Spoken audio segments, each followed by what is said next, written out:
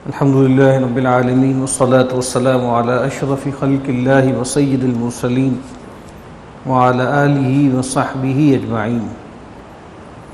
رب اشرح لي صدري ويسر لي أمري واحلل عقدة من لساني يفقهوا قولي.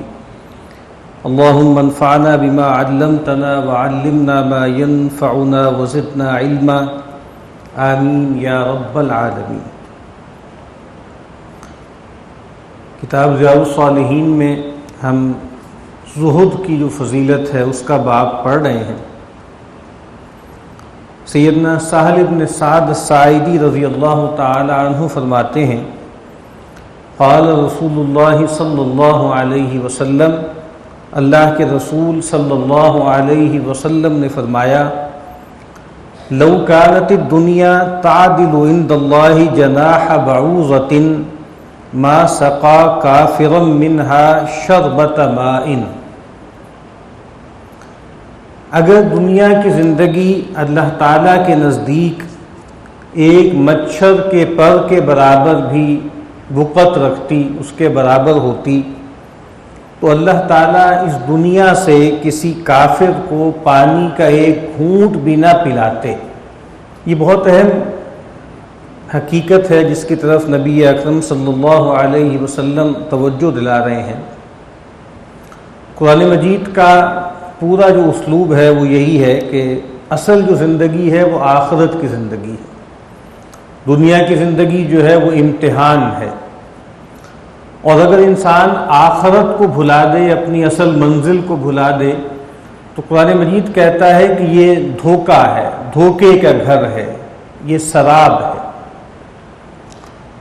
اور ایک معنوں میں اللہ تعالیٰ سے ڈسٹریکٹ کرنے والی، اللہ تعالیٰ سے غافل کرنے والی، برگشتہ کرنے والی سب سے بڑی چیز جو ہے وہ دنیا.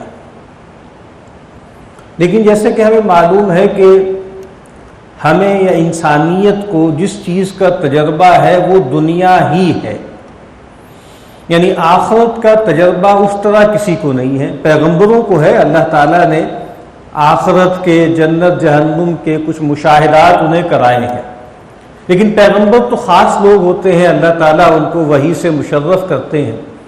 لیکن عام انسانیت کا معاملہ یہی ہے کہ ان کا کل جو ریئلم ہے، ان کا کل جو ہستی کا سارا آپ کہہ لیجئے جو پوائنٹ آف ریفرنس ہے وہ دنیا ہی ہے، اور ہم لوگ دنیا ہی کے پیمانوں پر ہر چیز کو ماپنے کے عادی ہیں. تو ایک سوال یہ پیدا ہو جاتا ہے خاص طور پر اس ادبار اور ذلت اور مسکنت کے دور میں کہ جہاں امت مسلمہ من حیث المجموع جو ہے وہ پستی اور ادبار اور زیر دستی کا شکار ہے. تو ایک سوال یہ پیدا ہو جاتا ہے کہ اللہ تعالیٰ نے ایسا معاملہ کیوں کیا؟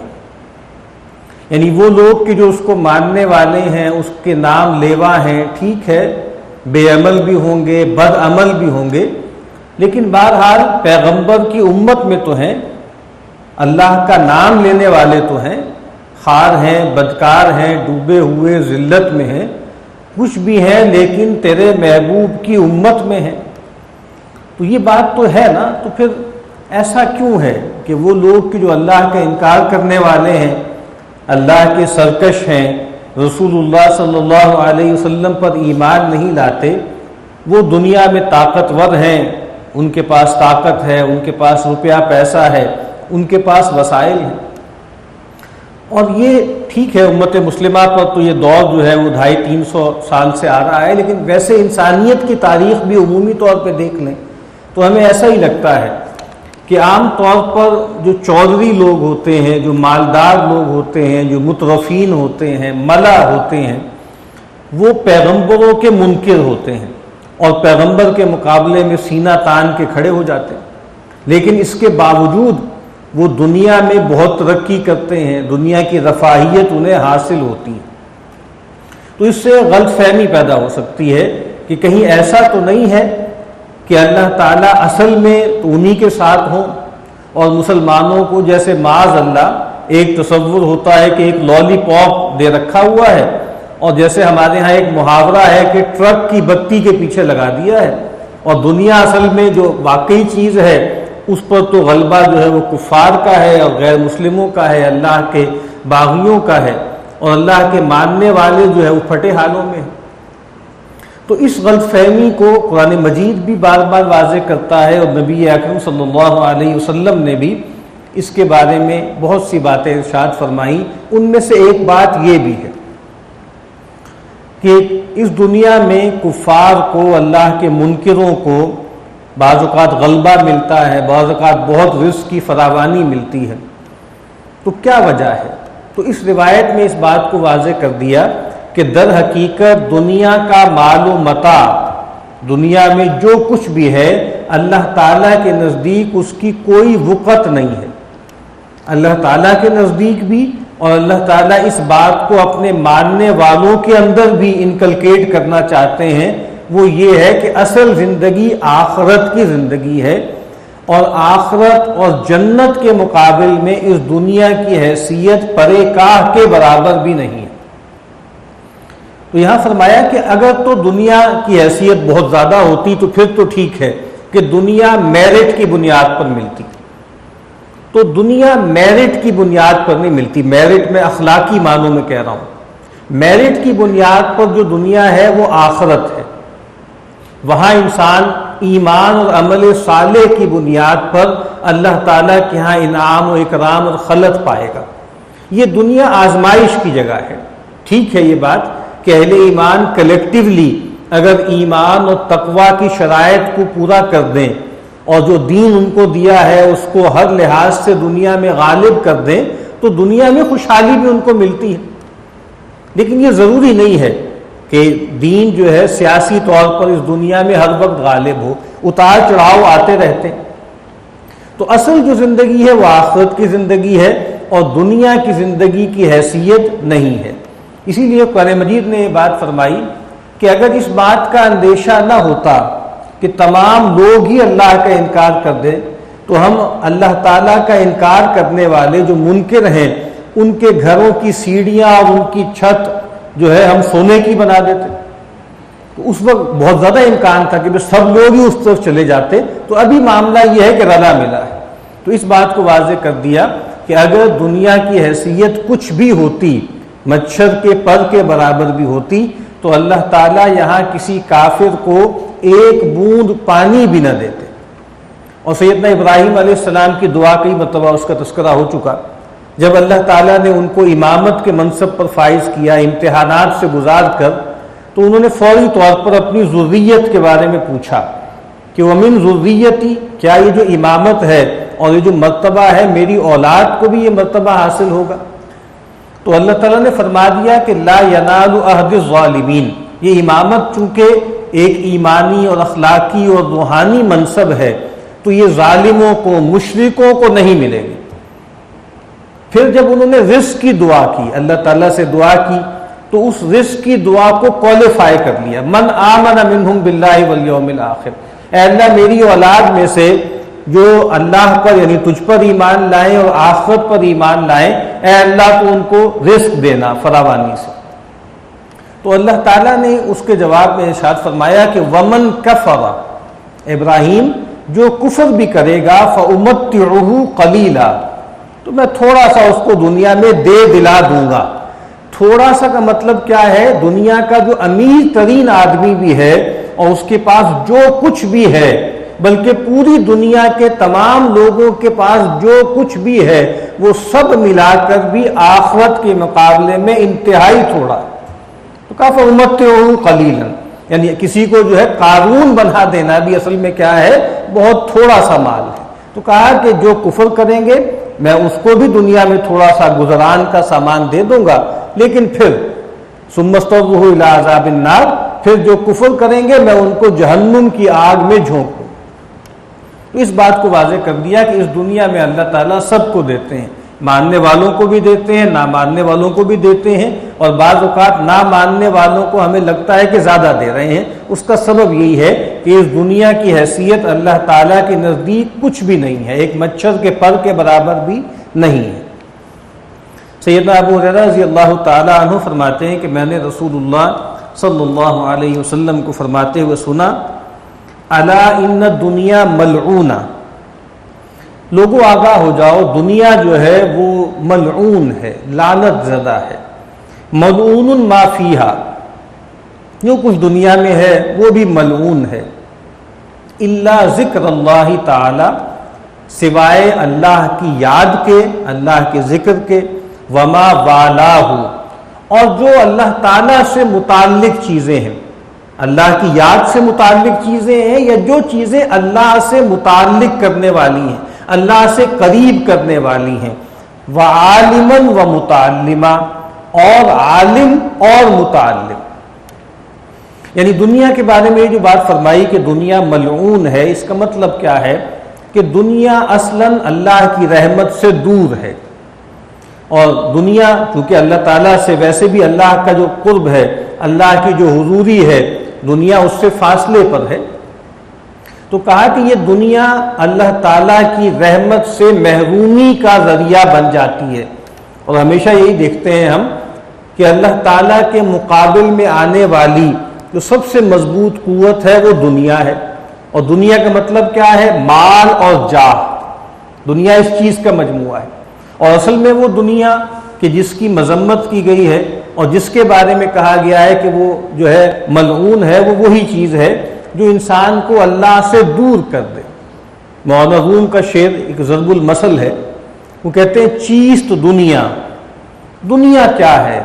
از خدا غافل بدن، کہ انسان خدا سے غافل ہو جائے۔ وہ دنیا جس کی مذمت کی گئی ہے، وہ دنیا جس کو اس روایت میں ملعون کہا گیا ہے، وہ کیا ہے کہ انسان اللہ سے غافل ہو جائے، اس دنیا میں ملوث ہو کے، اس دنیا میں غرق ہو کے۔ نئے قماش و نقرو فزن دو زن، دنیا کپڑے لتے کا نام نہیں ہے، دنیا جو ہے وہ سونے چاندی کا نام نہیں ہے، دنیا جو ہے وہ بیوی بچوں کا نام نہیں ہے۔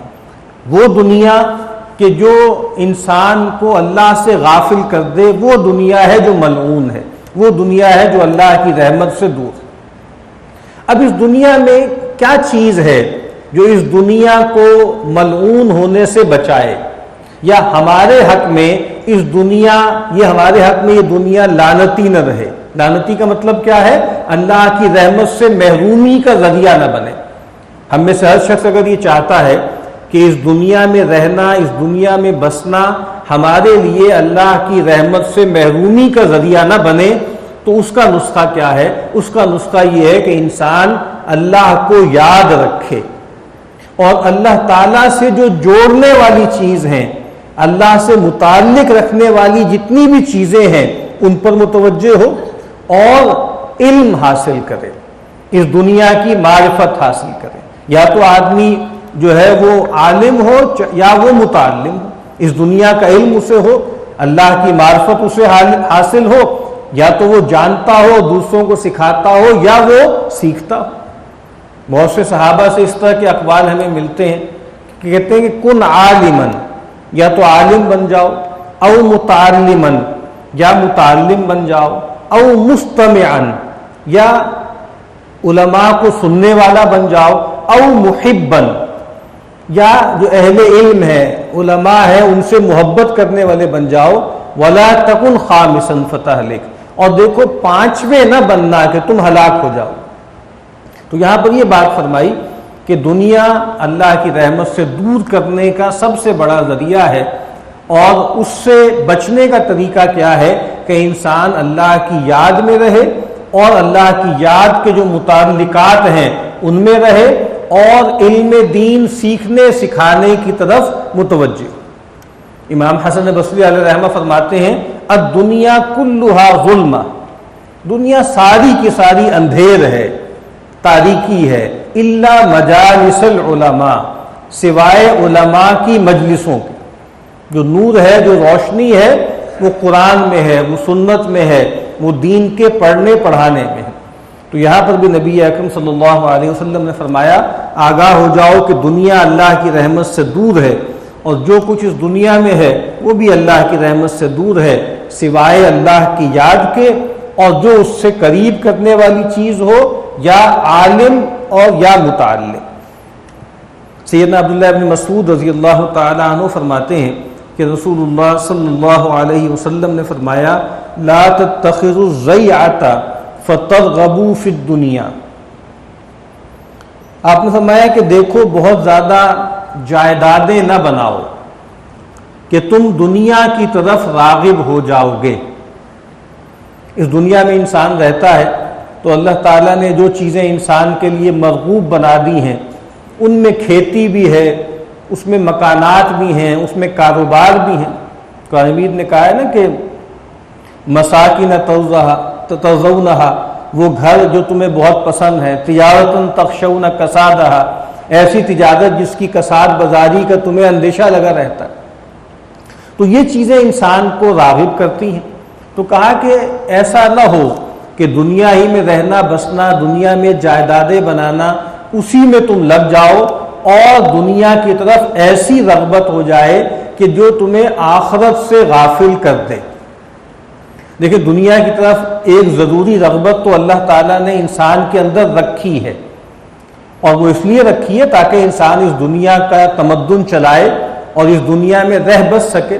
وَإِنَّهُ لِحُبِّ الْخَيْرِ لَشَدِيدٌ، کہ انسان جو ہے خیر یعنی مال کی محبت میں بہت شدید ہے. اور زُيِّنَ لِلنَّاسِ حُبُّ الشَّهَوَاتِ مِنَ النِّسَاءِ وَالْبَنِينَ وَالْقَنَاطِيرِ الْمُقَنطَرَةِ مِنَ الذَّهَبِ وَالْفِضَّةِ وَالْخَيْلِ الْمُسَوَّمَةِ وَالْأَنْعَامِ وَالْحَرْثِ. تو یہ چیزیں انسان کے لیے مرغوب بنائی گئی ہیں، لیکن اصل بات کیا ہے کہ انسان ان چیزوں میں اتنا ملوث نہ ہو کہ اللہ کو بھلا دے اور اپنی اصل منزل جو ہے اس سے انسان جو ہے وہ غفلت کا شکار ہو جائے.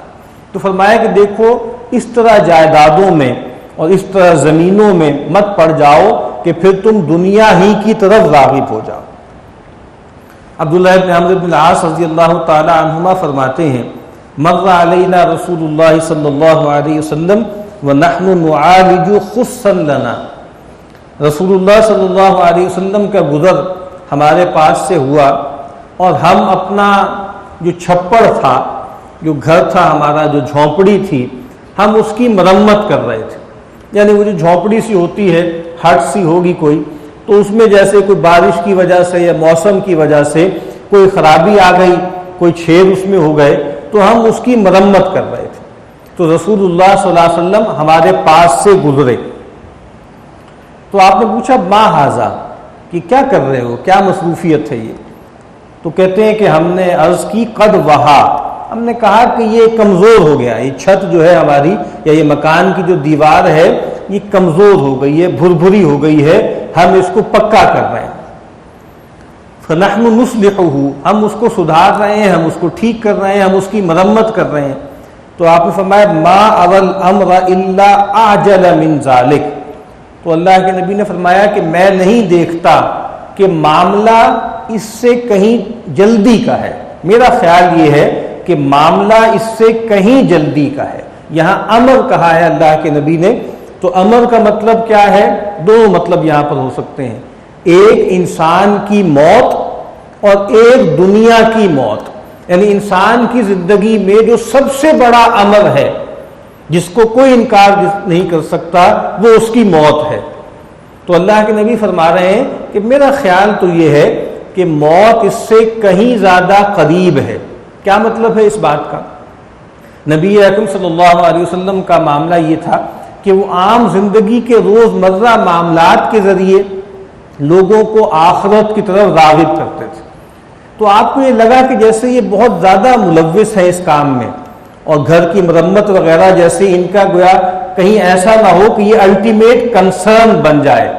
تو اللہ کے نبی صلی اللہ علیہ وسلم نے فوری طور پر ان کا پرسپیکٹو ٹھیک کیا، ان کا جو ہے تناظر ٹھیک کیا اور کہا کہ دیکھو یہ بات سب ٹھیک ہے، یہ سارے کام کرنے کے ہیں، لیکن اس بات کو ہمیشہ ذہن میں رکھنا کہ موت یا دنیا کا خاتمہ اس سے بھی جلدی ہو سکتا ہے.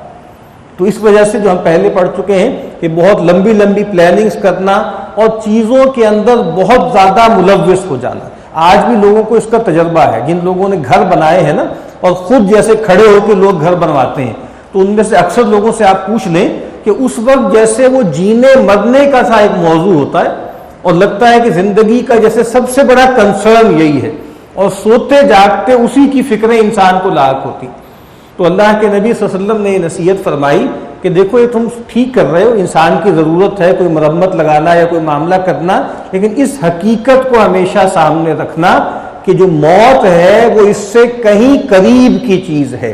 ہو سکتا ہے کہ تم یہ مرمت لگا لو، لیکن اس کے بعد تمہیں اس گھر میں ایک لمحہ رہنے کی بھی جو ہے اللہ تعالیٰ مہلت نہ دے۔ اس بات کو نبی اکرم صلی اللہ علیہ وسلم نے واضح فرمایا کہ انسان گویا اپنی موت کو اور اسی طرح اس دنیا کے خاتمے کو کبھی بھی کوئی دور کی چیز نہ سمجھے، بلکہ یہ سمجھے کہ یہ بالکل ایٹ ہینڈ ہے اور قریبی ہے اور کسی بھی وقت جو ہے وہ آ سکتی ہے۔ وآخر دعوانا الحمدللہ رب العالمین۔